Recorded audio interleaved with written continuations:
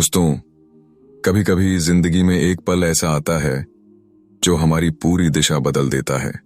एक छोटा सा एहसास, एक छोटा सा झटका, एक छोटी सी आदत भी इंसान को वहां पहुंचा सकती है जहां वह अपने सपनों में भी नहीं देखता। और दिलचस्प बात यह है कि इंसान बड़े बदलावों से नहीं, छोटे छोटे सुधारों से बदलता है।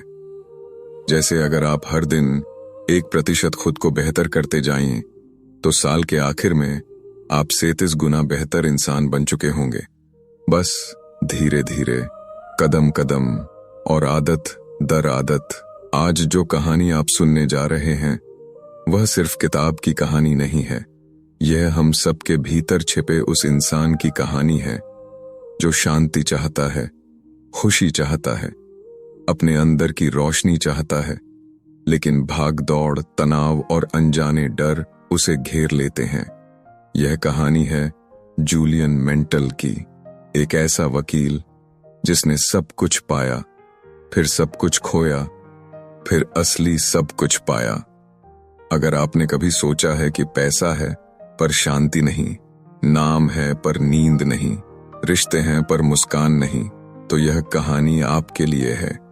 और इस कहानी का सबसे खूबसूरत हिस्सा यह है कि यह हमें जोड़ती है, हमारे अपने अनुभवों से, हमारी अपनी इच्छाओं से और उन छोटे छोटे बदलावों से जो हमारे जीवन को एक नई दिशा दे सकते हैं।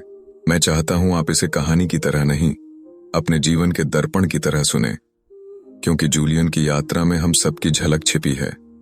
कहानी शुरू होती है उस कोर्ट रूम से जहां जूलियन मेंटल, अमेरिका का सबसे सफल, सबसे तेज, सबसे चमकदार वकील, एक केस लड़ रहा होता है। सबको लगता था कि वह जीत के लिए पैदा हुआ है। उसकी फेरारी उसके अहंकार की पहचान थी, उसका दिमाग उसकी तलवार और अदालत उसका युद्ध क्षेत्र था। पर एक दिन बहस के दौरान उसके हाथ कांपने लगे, सांस तेज हो गई, आंखें धुंधली और सबकी नजरों के सामने वह गिर पड़ा। एक हार्ट अटैक जो उसकी सफलता का नहीं, उसकी थकान का नतीजा था। उस दिन पहली बार उसकी फेरारी भी बेबस थी। उसके पैसे, उसके तर्क, उसकी जीत, कुछ भी उसके शरीर और मन को बचा नहीं पाया। कहते हैं जब इंसान टूटता है तभी वह खुद से मिलता है। जूलियन भी टूटा, लेकिन तब उसकी असली यात्रा शुरू हुई। कोर्ट, पैसा, प्रतिष्ठा, सब कुछ छोड़कर वह गायब हो गया। महीनों तक कोई नहीं जानता था कि वह कहां गया है। लोग तरह तरह की बातें करते, लेकिन एक बात तय थी, उसने अपनी जिंदगी की दिशा बदल दी थी। कई महीने बाद एक शाम जॉन, उसका पुराना दोस्त, उसका जूनियर, अपने दफ्तर में बैठा था। तभी दरवाजा खुला और अंदर आया एक चमकदार चेहरा, एक शांत मुस्कान और एक ऐसा मनुष्य जो किसी संत जैसा दिख रहा था। जूलियन? जॉन की आवाज कांप गई। वह सामने खड़ा था, न फेरारी, न महंगे कपड़े, न अहंकार, बस एक शांत, हल्की सफेद दाढ़ी और आंखों में ऐसी चमक जैसे उसने जीवन के रहस्यों को छू लिया हो। वह बोला, जॉन, मैंने हिमालय को पार किया और वहां मुझे मिले सिवाना के संत। उन्होंने मुझे जीवन जीने की कला सिखाई और आज मैं वह सब तुम्हें बताने आया हूं, क्योंकि अगर मैं बदल सकता हूं तो कोई भी बदल सकता है। और यहीं से शुरू होती है वह यात्रा जिसे सुनते सुनते मानो हम भी हिमालय पहुंच जाते हैं। जूलियन बताता है कि कैसे उसने सिवाना की घाटियों में एक बूढ़े संत योगी रमन से शिक्षा ली और उनका पहला संदेश बहुत सरल था, मन आपका बगीचा है। जैसे आप बगीचे में खरपतवार उगने से रोकते हैं, वैसे ही मन में नकारात्मकता को बढ़ने से रोकें। यह सुनते ही जॉन चुप हो जाता है और हम भी सोचते हैं, क्या हम ऐसा करते हैं? क्या हम हर दिन अपने मन की निगरानी करते हैं, या फिर नकारात्मक बातें, चिंताएं, तुलना, डर, सब कुछ मन की मिट्टी में जड़ जमाने देते हैं? योगी रमन ने जूलियन को एक सुंदर कहानी सुनाई, एक हरे भरे बगीचे की जिसमें एक विशाल लाल गुलाब खिला था। उसके पास एक शक्तिशाली दीपक था जो रास्ता दिखाता था। बगीचे के बीच में सूट पहने हुए एक योद्धा खड़ा था जो नए नए कौशल सीख रहा था, और एक बंदर उसके हाथ में कांपता हुआ तार लेकर दौड़ रहा था। जूलियन उस कहानी का अर्थ समझ नहीं पाया था, लेकिन योगी रमन मुस्कुराए और बोले, यही जीवन का नक्शा है। इसे समझोगे तो सब समझ आ जाएगा। जहां जूलियन इस कहानी को सुन रहा था, वहीं हम अपने अंदर झांक रहे होते हैं, क्योंकि हर प्रतीक हमारी ही जिंदगी की ओर इशारा करता है। लाल गुलाब का मतलब है आपका मन, दीपक का मतलब है आपका जीवन का उद्देश्य, योद्धा दर्शाता है नियंत्रण और अनुशासन, और वह बंदर, वह तो वही है जो हमारे अंदर हर समय कूदता रहता है।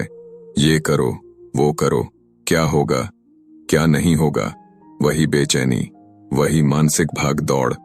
जूलियन ने वहां सीखा कि मन को शांत करने का सबसे शक्तिशाली तरीका है सिंगल फोकस, एक समय में एक काम, चाहे वह पढ़ना हो, काम करना हो, वर्कआउट हो या ध्यान। भारतीय संस्कृति में भी यही कहा गया, एकानिष्ठा परमो धर्म, एकाग्रता सबसे बड़ा धर्म है। उसने सीखा कि छोटे छोटे रिवाज, जैसे सुबह सूर्योदय से पहले उठना, ठंडे पानी से चेहरा धोना, 2 मिनट गहरी सांस लेना, 10 मिनट ध्यान करना, ये सब आदतें इंसान को भीतर से मजबूत बनाती हैं। जूलियन कहता है, जॉन, मैं जब कोर्ट में जीतता था मुझे गर्व होता था, लेकिन पहली बार जब मैंने अपने मन पर जीत पाई, मुझे जीवन मिला। यह संवाद हमें गहराई से छूता है, क्योंकि हम सब दुनिया जीतना चाहते हैं, पर खुद को नहीं। जूलियन बताता है कि कैसे वह हर सुबह 5 बजे उठकर हार्ट ऑफ द रोज नाम की प्रैक्टिस करता था। बस एक गुलाब को देखना, उसकी खुशबू महसूस करना और पूरी तरह उसी पल में जीना। आज के भारतीय शहरी जीवन में भी यह इतना सरल और असरदार है कि कोई भी कर सकता है। बस एक फूल को देखो, एक मोमबत्ती को देखो, या सुबह की धीमी रोशनी को देखो, कुछ मिनट बस अपने साथ। यह मन को रीसेट कर देता है, जैसे फोन को रीस्टार्ट करने से वह तेज हो जाता है। कहानी आगे बढ़ती है, लेकिन पहले ही भाग में हम महसूस करते हैं कि जूलियन मेंटल सिर्फ अपना अनुभव नहीं सुनाता, वह हमें हमारे ही जीवन से मिलवाता है।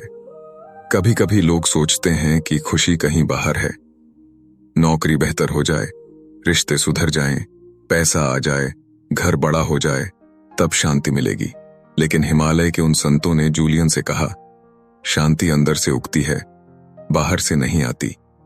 और सच पूछो तो यही हमारे जीवन का सबसे बड़ा सच है। जूलियन की आंखों में एक अनोखी चमक थी, जैसे उसने कोई ऐसा सत्य छू लिया हो जिसकी तलाश हम सब में कहीं न कहीं चलती रहती है। जॉन उसके सामने बैठा उसे सुन रहा था, लेकिन असल में वह अपनी ही जिंदगी को सुन रहा था, क्योंकि जूलियन ने जो सीखा था वह सिर्फ उसकी कहानी नहीं थी, वह इंसान की कहानी थी, इंसान के संघर्ष की, इंसान की मन की थकान की, और उस राहत की जिसकी हमें तलाश रहती है पर मिलती बहुत देर से है। जूलियन ने आगे बताते हुए कहा, जॉन, हिमालय में जो भी सीख मैंने पाई वह किसी सिद्धांत की तरह नहीं थी। संत लोग पाठ नहीं पढ़ाते, वे जीवन दिखाते हैं। वे खुद उदाहरण बनकर सामने खड़े रहते हैं, और अगर तुम उस उदाहरण को समझ गए तो बस तुम्हारी पूरी दिशा बदल जाएगी। जूलियन के शब्द धीमे थे, पर उनमें एक नरमी थी, जैसे वह हर बात पहले खुद पर आजमाकर हमारे लिए सरल करके पेश कर रहा हो। उसने कहा कि सिवाना के संतों ने उसे जीवन के उद्देश्य के बारे में सबसे पहले सिखाया। योगी रमन ने उससे कहा था, अगर दीपक के अंदर तेल न हो तो रोशनी कितनी देर टिक सकती है। इंसान भी ऐसा ही है, उद्देश्य उसका तेल है। बिना उद्देश्य के इंसान जगमगाता नहीं, बस जलता रहता है। ये सुनकर जॉन शांत हो गया, और सच कहें तो हम भी सोचने लगते हैं, क्या हमारा कोई स्पष्ट उद्देश्य है, या हम बस दिन काट रहे हैं? हम भाग तो रहे हैं, पर किस दिशा में, यह शायद ही कभी सोचते हो। जूलियन ने आगे कहा, जॉन, हिमालय ने मुझे सिखाया कि चाहे जिंदगी कितनी भी व्यस्त हो जाए, चाहे कितना भी काम हो, इंसान अपने उद्देश्य से दूर नहीं होना चाहिए। क्योंकि उद्देश्य ही वह चीज है जो थकान में ताकत देती है, अंधेरे में रोशनी देती है और संघर्ष में अर्थ देती है। यह वह एक छोटी सी कहानी सुनाता है। एक आदमी रोज सुबह उठकर नदी के किनारे जाता और पत्थरों से एक छोटी दीवार बनाता। लोग हंसते थे कि यह बेकार काम है, लेकिन वह चुप रहता। महीनों बाद जब गांव में बाढ़ आई तो पूरे गांव की पहली रक्षा उसी दीवार ने की। लोग हैरान थे, लेकिन वह आदमी मुस्कुराकर बोला, मैं रोज थोड़ा थोड़ा काम करता रहा क्योंकि मेरा उद्देश्य स्पष्ट था, और यही छोटे कदम एक दिन किसी के लिए बड़ी सुरक्षा बन सकते हैं। जूलियन कहता है, जॉन, ऐसे ही उद्देश्य इंसान के भीतर एक सुरक्षा बनाता है। मन में स्पष्टता हो तो हर कदम सही लगता है, वरना इंसान दुनिया के शोर में खो जाता है। अब कहानी पहुंचती है सेल्फ मास्टरी यानी खुद को संभालने की कला पर। योगी रमन ने जूलियन से कहा, दुनिया जीतना आसान है, खुद को जीतना कठिन। लेकिन जिसने खुद को जीत लिया उसके लिए दुनिया खुद खुल जाती है। यह बात हमें सीधे दिल के भीतर उतर जाती है, क्योंकि सच तो यही है, हमें दूसरों से कम खुद के भीतर की व्यवस्था से ज्यादा लड़ना पड़ता है। जूलियन बताता है कि वह सुबह सूर्योदय से पहले उठना, ठंडे पानी से नहाना, शरीर को खींचना, 10 मिनट ध्यान करना, ये सब अभ्यास उससे आसानी से नहीं हुआ। पहले दिन तो वह हार मान गया था, लेकिन संतों ने उसे कहा, तुम गलत जगह जीत ढूंढ रहे हो, जीत अभ्यास में है न कि परिणाम में। फिर धीरे धीरे, दिन ब दिन, उसने खुद को अनुशासन की डोरी में बांधना शुरू किया। पहले दिन मुश्किल, दूसरे दिन आलस, तीसरे दिन बहाना, लेकिन चौथे दिन मन थोड़ा टूटता है और 5वें दिन मन थोड़ा बनता है। जूलियन कहता है, जॉन, मुझे समझ आया कि इंसान अपने शरीर का मालिक तब बनता है जब वह आलस पर जीत पाता है, और इंसान अपने मन का मालिक तब बनता है जब वह शोर के बीच भी अपनी आवाज सुन पाता है। फिर आता है काइजन यानी निरंतर सुधार की कला। योगी रमन ने उसकी उंगली पकड़कर उसे पर्वत की ढलान पर ले गए और बोले, इस पहाड़ की ऊंचाई तुम्हारा सपना है, और यह रास्ता, यह कदम कदम तुम्हारी आदतें हैं। सपना तभी पूरा होगा जब आदतें मजबूत हों। आदत ढलान है, चढ़ाई भी आसान बना सकती हैं और कठिन भी। जूलियन हंसा, लेकिन पहाड़ बड़ा है। योगी रमन बोले, कदम छोटे हैं, परतें छोटी हैं, बस एक कदम लेना शुरू करो, बड़ा काम अपने आप छोटा हो जाता है। यही काइजन है, हर दिन थोड़ा सुधार, हर दिन थोड़ा बढ़ना, हर दिन खुद को थोड़ी चुनौती देना। इंसान तभी टूटता है जब वह ठहर जाता है, और इंसान तभी खिलता है जब वह चलता रहता है। जूलियन इसे समझता गया, और हम भी महसूस करते हैं कि यह सच हमारे जीवन पर कितना लागू होता है। आज की दुनिया में लाखों लोग तनाव, अवसाद, चिंता में इसलिए नहीं डूबते कि जिंदगी कठिन है। वे इसलिए डूबते हैं क्योंकि वे बहाव में बहते जाते हैं, पर दिशा नहीं चुनते। वे चलते हैं, पर उद्देश्य नहीं देखते। वे सपने देखते हैं, पर आदतें नहीं बदलते।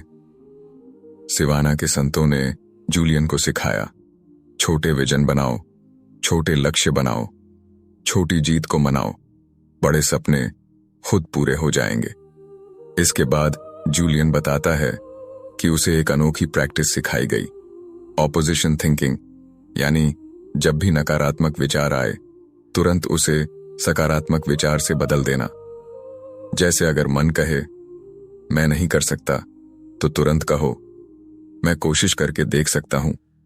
अगर मन कहे मैं हमेशा फेल होता हूं, तो कहो मैंने अभी सीखा नहीं, लेकिन सीख सकता हूं।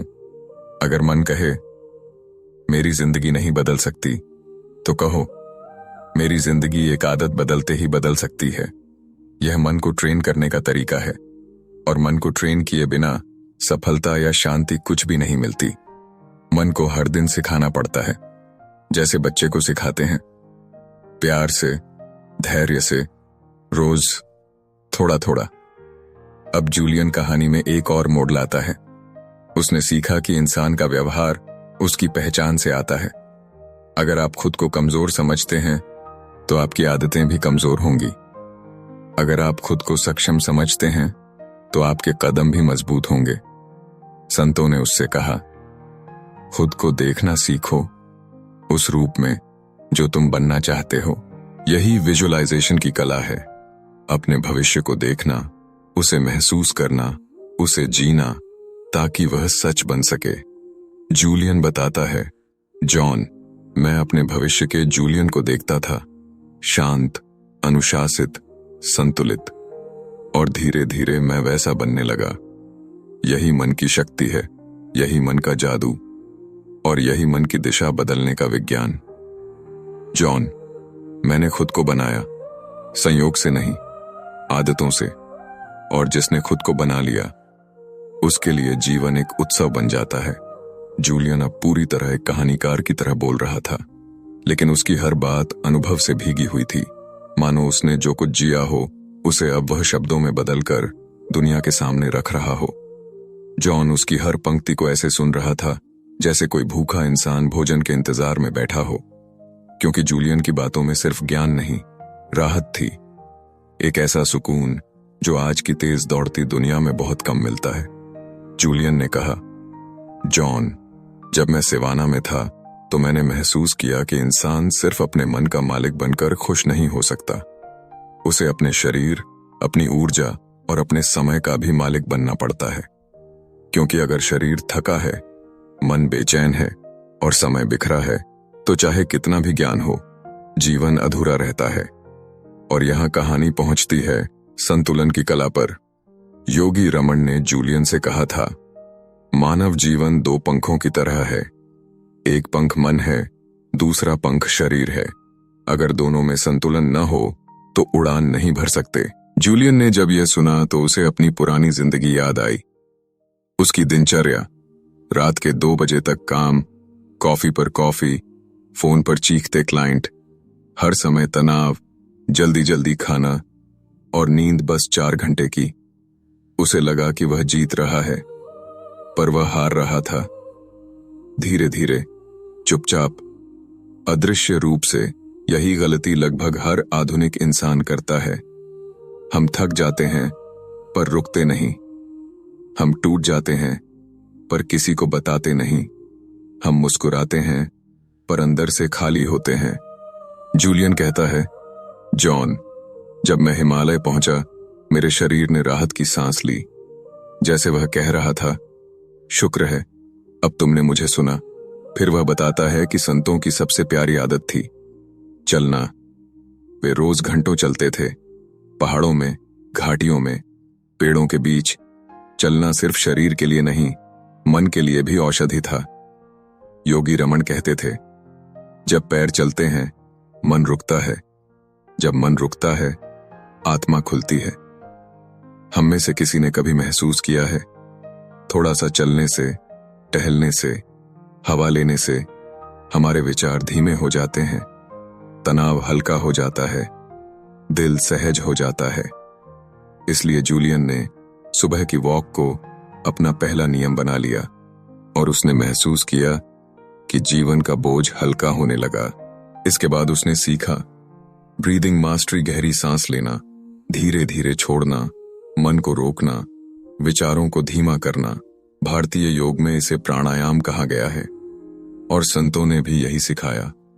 योगी रमन ने कहा, जिसने अपनी सांसों को संभाल लिया उसने अपने जीवन की दिशा संभाल ली। जूलियन बताता है कि कैसे सिर्फ 5 मिनट की गहरी श्वास प्रैक्टिस ने उसकी बेचैनी को ऐसा शांत किया जैसे किसी ने भीतर से एक पुराना भारी पत्थर उठा लिया हो। और फिर कहानी आगे बढ़ती है जॉयफुल लिविंग की ओर, आनंद में जीना। सिवाना में हर शाम लोग हंसते थे, वे बच्चों की तरह बाग में खेलते थे, बड़े भी छोटे बन जाते थे। कोई उछलता था, कोई गाता था, कोई नाचता था। जूलियन ने पहली बार देखा कि जीवन इतना सरल भी हो सकता है। किसी ने उससे पूछा, अच्छा बताओ, आखिरी बार तुम बिना कारण कब हंसे थे? और वह चुप हो गया, क्योंकि हम बड़े होकर हंसना भूल जाते हैं, जीना भूल जाते हैं। बिना कारण मुस्कुराना भूल जाते हैं। जूलियन ने कहा, सिवाना ने मुझे सिखाया कि हंसी शरीर की दवा है और खुशी आत्मा का भोजन। बिना भोजन के शरीर कमजोर पड़ता है और बिना खुशी के आत्मा। धीरे धीरे उसका मन खुलता गया, उसका शरीर हल्का होता गया और जीवन उसके अंदर फिर से खिलने लगा। इसके बाद कथा पहुंचती है एक बहुत महत्वपूर्ण बिंदु पर, टाइम मास्टरी यानी समय का नियंत्रण। योगी रमन ने जूलियन को एक छोटा सा मोती दिया। कहा, यह मोती समय है, छोटा, कीमती, और अगर संभाला नहीं तो हाथ से फिसल जाता है। जूलियन ने सीखा कि जीवन की सबसे बड़ी पूंजी पैसा नहीं, समय है, और समय को बचाने का सबसे सरल तरीका है एकाग्रता।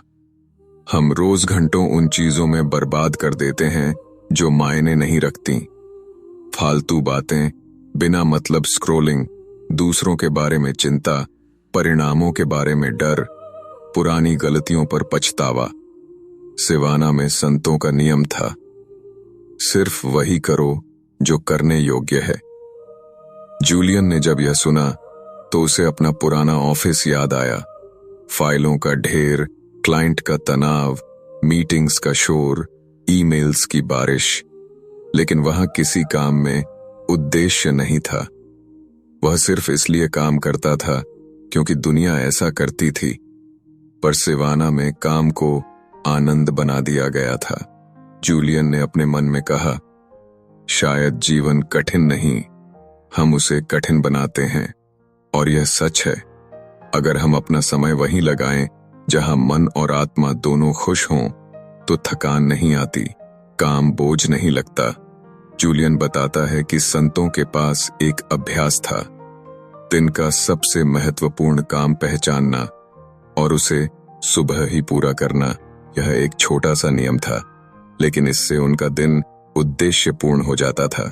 कहते हैं कि अगर आप सुबह जीत गए तो पूरा दिन आपका है, और अगर पूरा दिन आपका है तो धीरे धीरे आपकी पूरी जिंदगी आपकी हो जाती है। इसके बाद जूलियन ने सीखा अकेले समय की सुंदरता। संत लोग हर दिन कुछ मिनट खुद के साथ बिताते थे, बिना शोर, बिना काम, बिना किसी लक्ष्य, बस खुद से मिलना।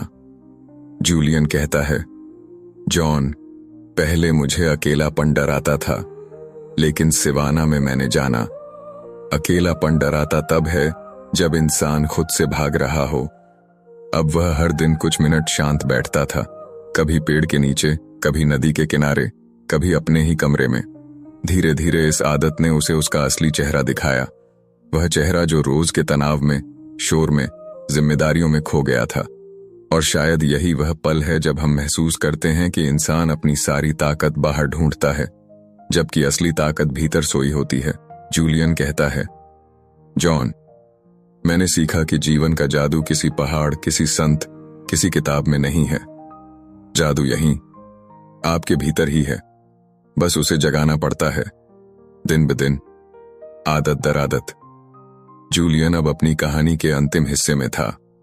उसकी आवाज में एक ऐसी गहराई थी जैसे वह सिर्फ बोल नहीं रहा, बल्कि जॉन के भीतर किसी बहुत पुराने, बहुत थके हुए हिस्से को छू रहा हो। कमरे में हल्की सी खामोशी थी और शायद दोनों ही जानते थे कि यह बातचीत सिर्फ एक दोस्त की कहानी नहीं, बल्कि एक जिंदगी का पुनर्जन्म है। जूलियन ने धीमे से कहा, जॉन, सिवाना ने मुझे सबसे बड़ी सीख दी, सेवा की।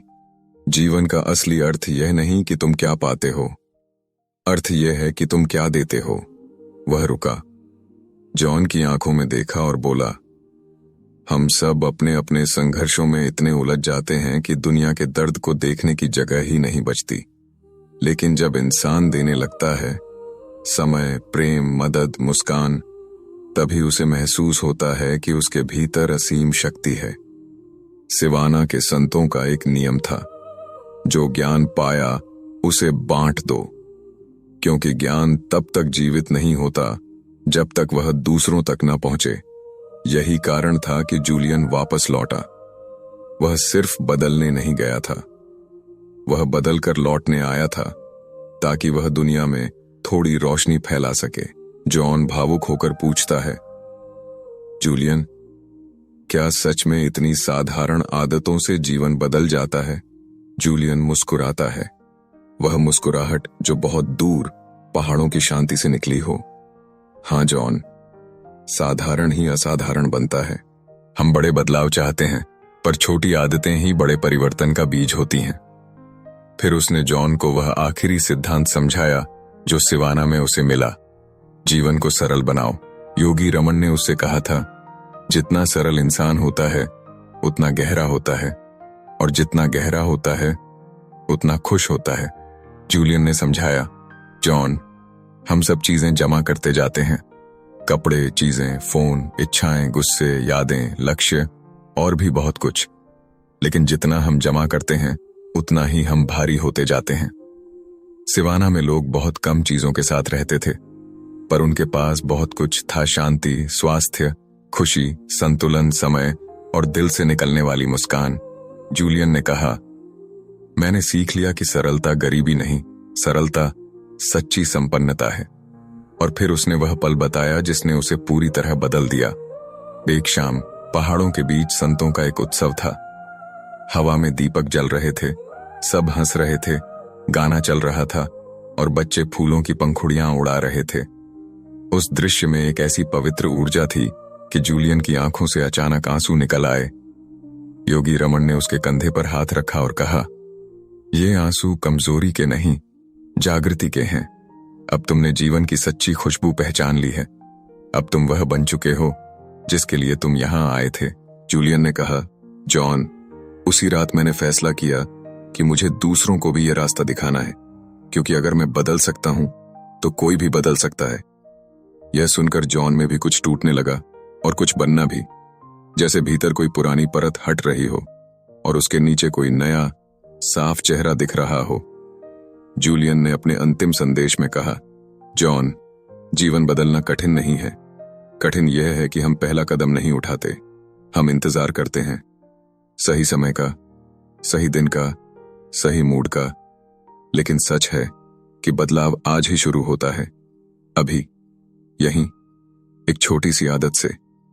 उसने जॉन का हाथ पकड़ा और कहा, अगर तुम रोज सिर्फ 10 मिनट अपने मन को दोगे, 10 मिनट अपने शरीर को और 10 मिनट अपने सपनों को, तो 1 साल बाद दुनिया तुम्हें पहचान नहीं पाएगी।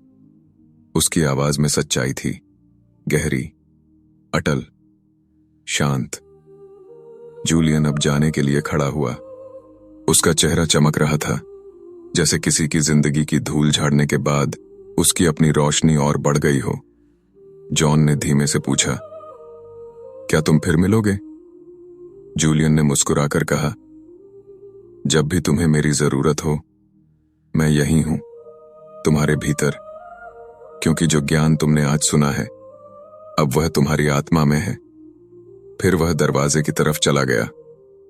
कुछ पल रुका, मुड़कर देखा और बोला, जॉन, याद रखना, जीवन का उद्देश्य सिर्फ जीना नहीं है।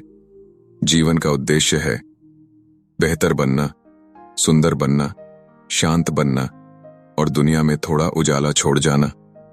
जूलियन चला गया, पर उसकी आवाज, उसकी कहानी, उसका परिवर्तन जॉन के भीतर गूंजता रहा, और शायद आपके भीतर भी गूंज रहा होगा, क्योंकि यह सिर्फ जूलियन की कहानी नहीं, यह हम सबकी कहानी है।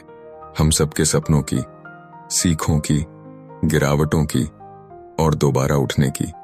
हम सबके भीतर एक जूलियन है, थका हुआ, उलझा हुआ, दौड़ता हुआ, पर बदलाव की चाह रखने वाला। और हम सबके भीतर एक सिवाना भी है, शांत, निर्मल, उजला, जो बस एक छोटे कदम की दूरी पर है। इस समापन क्षण में नरेटर की आवाज धीमी हो जाती, जैसे वह किसी की आत्मा से बात कर रहा हो। दोस्तों, एक बात याद रखना, तुम जैसा जीवन जी रहे हो वह तुम्हें मिला हुआ जीवन नहीं है।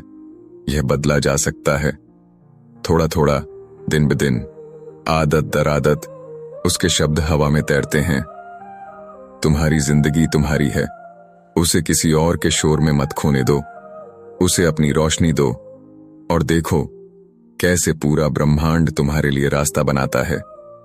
अंत में सिर्फ एक वाक्य बचता है, आज शुरू करो, कल एक नई कहानी होगी। दोस्तों, अगर यह सफर आपके दिल को छू गया हो तो अभी इसी क्षण वीडियो को लाइक और सब्सक्राइब करें ताकि हम दिल और समझ की इस यात्रा को साथ साथ आगे बढ़ा सकें। अंत में दिल से धन्यवाद।